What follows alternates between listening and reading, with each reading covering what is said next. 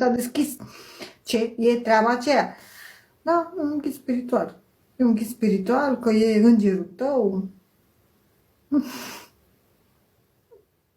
Să vă povestesc și din experiențele mele la nivel de investigații.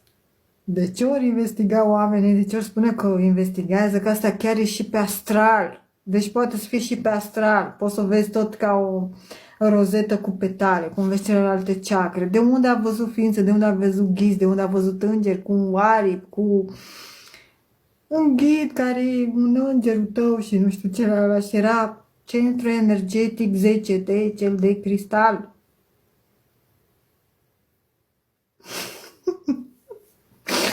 But it doesn't matter. Ca idee, deci ca idee.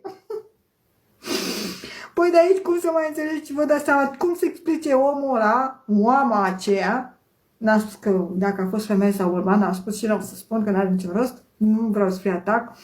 Da, deci cum să-ți explice după aia legea justiției? Sau legea compensației, sau legea abundenței.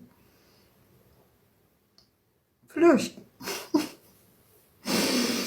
Te mai duci la investigații, da?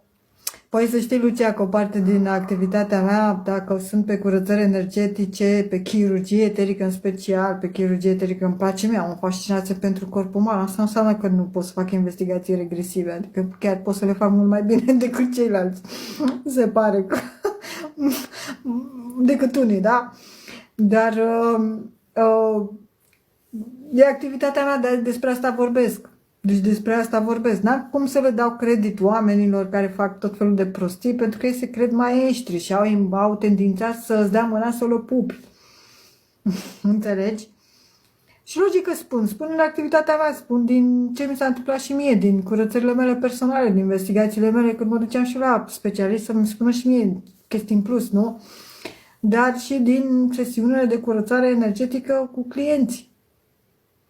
De aceea fac și live-uri de genul acesta și dau informații, că eu nu le-am găsit, deci nu m-am dat cu capul de pereți și n-am găsit persoane să-mi spună și mie ce văd, ar trebui să mi le înțeleg eu.